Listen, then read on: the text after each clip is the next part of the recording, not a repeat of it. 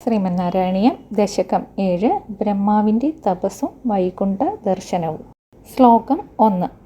ഏവം ദേവ ചതുർദശാത്മക ജഗദ്രൂപേണ ജാത പുനസ്തസ്യോർധ്വം ഖലു സത്യലോകനിലയേ ജാതോസി ധാതാ സ്വയം യം ശംസന്തി ഹിരണ്യഗർഭമഖിലത്രൈലോക്യജീവാത്മകം യോ ഭൂത്സ്പീതരജോ വികാരവികസന്നാനാസി സൃക്ഷാരസഃ.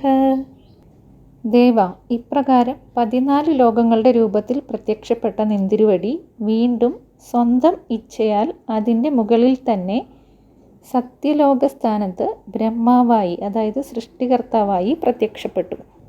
ആ ബ്രഹ്മാവിനെ 3 ലോകവും ചേർന്ന വിരാട് പുരുഷൻ്റെ ജീവാത്മാവായ ഹിരണ്യഗർഭനെന്ന് പറയുന്നു. ആ ഹിരണ്യഗർഭൻ രജോ ഗുണം വർദ്ധിച്ച് പലതരം സൃഷ്ടി നടത്തുവാൻ ആഗ്രഹമുള്ളവനായി ഭവിച്ചു. സത്വഗുണം വർദ്ധിച്ചാൽ ജ്ഞാനം വർദ്ധിക്കും. രജോ ഗുണം വർദ്ധിച്ചാൽ സൃഷ്ടിവാസന കൂടും. തമോ ഗുണം അജ്ഞാന സ്വരൂപമാണ്. രജോ ഗുണ പ്രാധാന്യം ബ്രഹ്മാവിനെ സൃഷ്ടിക്ക് പ്രേരിപ്പിച്ചു.